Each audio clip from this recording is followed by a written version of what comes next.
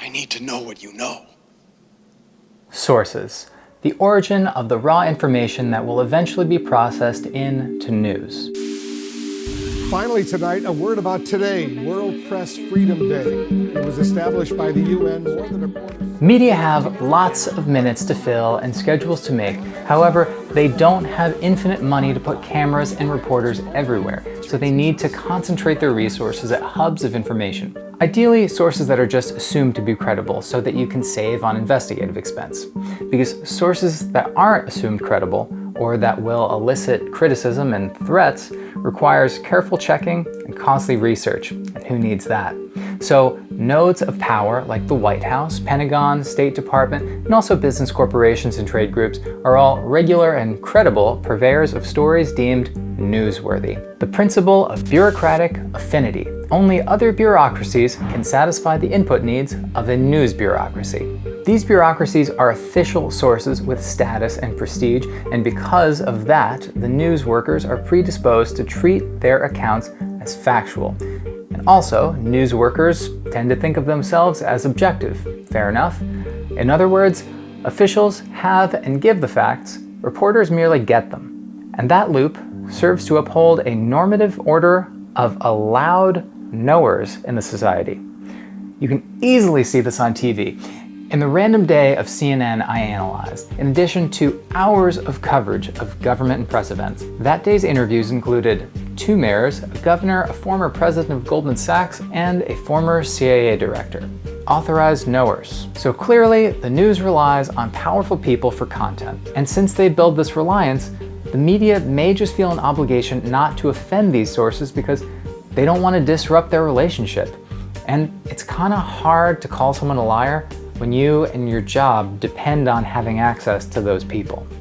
And here, I want to shift gears a little bit, because I think one of the most interesting ways the government and the military in particular are a source for media is the way they support movies and TV. Because the military has been supportive of hundreds of movies and TV shows.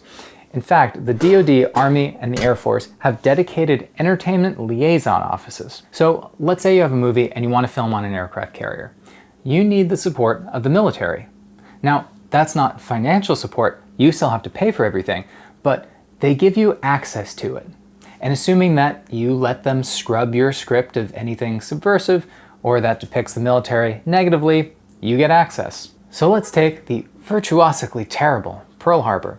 You can go and read pages and pages of notes from the Department of Defense and places like the Army Entertainment Liaison's Office, where they scrutinize every single line of the script. They request changes and ultimately influence the deletion of entire scenes, like a scene where US soldiers shoot and kill a downed Japanese pilot during the Pearl Harbor attack. A scene that was not in the final movie, probably because it kind of depicts those sailors as murderers, which totally defeats one of the military's main purposes of involvement in these shows, guaranteeing positive portrayals. They're also weird about cursing and frequently request these words to be changed. Why? One memo to the producers of the 1983 movie The Right Stuff explains that one of the issues they have with swearing is that it guarantees a higher classification from the MPAA. This can prevent teenagers from seeing the film and therefore damages its recruitment potential. But sometimes your movie just can't quite be used as either a tool for recruitment or a device for sanitizing the military's record, so they can't support it. Like Platoon, which had reached out to the Pentagon for help, but was rejected because there were apparently numerous problem areas in the script, such as the murder and rape of innocent Vietnamese villagers by US soldiers, the cold-blooded murder of one US soldier by another, and rampant drug abuse. These were apparently highly unfavorable depictions of American soldiers. They were also totally things that happened, but the military-industrial complex loves things like, and you could probably guess what they are, the Marvel Universe, Jack Ryan, and shows like NCIS, scripts of which are routinely rewritten by the DoD, Navy, and Marines. So when a show or movie kind of feels like propaganda for the military, it might be because you are literally being propagandized by the military. Check out Tom Secker's channel if you want to get a ton more information about the relationship between the military and Hollywood, link in the description. After the military, Only the corporate sector has the resources to produce public information on such a massive scale. So the U.S. Chamber of Commerce and state and local chambers of commerce are regular sources for the media, and they aren't typically framed as the non-governmental business collectives, which is what they are. But just like the government, they provide media organizations with facilities in which to gather, they give journalists reports, they schedule pressers and photo ops around journalist schedules, so they become efficient and relatively inexpensive sources, in effect, subsidizing the media. And here's where business gets really insidious. Back in 1972, Judge Lewis Powell, later elevated to the Supreme Court, wrote a memo to the U.S. Chamber of Commerce, urging business to buy the top academic reputations in the country to add credibility to corporate studies and give businesses a stronger voice on the campuses. Because in the media, the dominance of official sources is weakened by the existence of highly respectable, unofficial sources with dissident views. So one thing you can do is just create unofficial sources with the views you would need them to have. The most prominent example of this, as far as education goes, would be the Koch brothers' donations to universities.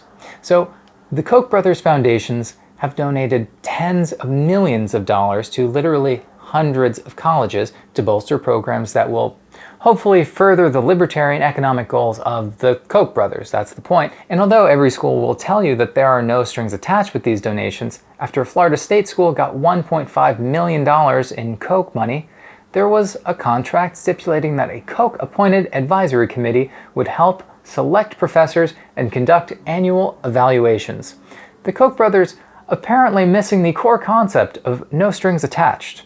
Corporate backing of colleges is especially prevalent with companies looking for positive scientific studies. For example, Monsanto collaborates with universities in a number of ways, including through peer-reviewed research, in academic journals, and by providing graduate degree advisors and academic mentors. They are obviously not alone. University and corporate relationships are endless, and since it's been proven that industry-sponsored trials tend to draw pro-industry conclusions, you should probably just be suspicious of corporate funding of colleges in general. And then there are think tanks, which should probably be its own video series. Once you've completed your college career studying with your hand-picked Koch-approved professors, you can go to work at the Cato Institute, founded by the Charles Koch Foundation, or any number of industry-funded think tanks that essentially help to manufacture experts, fund research, and then help to get that research out there. And then those same experts are brought on TV. The fact of the matter is that ISIS is preparing to reemerge in Iraq and Syria. His think tank is funded by weapons manufacturers and the State Department. That would allow the Iranians to track that individual, and I assume if they wanted to target, hurt, recruit, kidnap, a whole variety of possibilities there. He is a senior fellow at the think tank Foundation for the Defense of Democracies, funded by Sheldon Adelson and Benjamin Netanyahu. There is a huge disconnect going on in our discourse right now between the activists online, on the Twitter Democrats, the Twitter Republicans. Exactly, and people who actually are going to vote. He belongs to a corporately funded think tank called Third Way, whose board is stocked with Wall Street people. And the views these experts are disseminating to millions of people on national TV are usually, and I'm sure this is just a coincidence, consistent with the needs of their corporate funders. The last point in this filter is the use of turncoats, someone whose value is based on having formerly believed the opposite. Now, the example they use in the book is ex-communists. I couldn't really come up with a real comparable contemporary to that. Anyone who thinks I missed anything, please let me know. But I think a few examples that in general, albeit in a more partisan way, pretty much fit the general principle is someone like Simone Sanders, who was Bernie Sanders' press secretary in 2016. She has since abandoned her progressivism and is fully embraced by the mainstream. There are also Never Trump Republicans who, despite ostensibly having the exact same ideology as they always have when they were villains for the left, nevertheless don't like Trump and thus have earned the favor of Democrats. And there's also just former Republicans and former Democrats who have seen the light. You've been a Democrat your whole life, and then you shared the stage last night with the president. Why are you such a big Trump fan now? He's an amazing man. we're going to have a very great country again. This filter is tough because it's subtle and it's really far-reaching. I mean, the idea that you would be funding colleges to turn out experts in your favor 10, 20, 30 years down the line is pretty incredible. And really, this filter relies a lot on convenience and just many little components.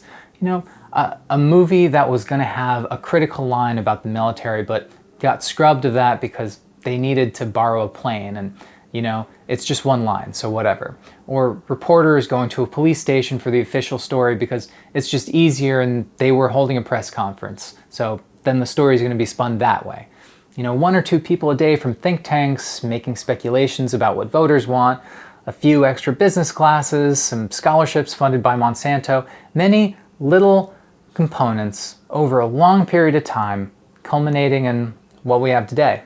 And that is how Filter 3 works. I hope you found this helpful or at least entertaining. Please like and subscribe if you want to be notified about the next filters, and I will see you in the next one.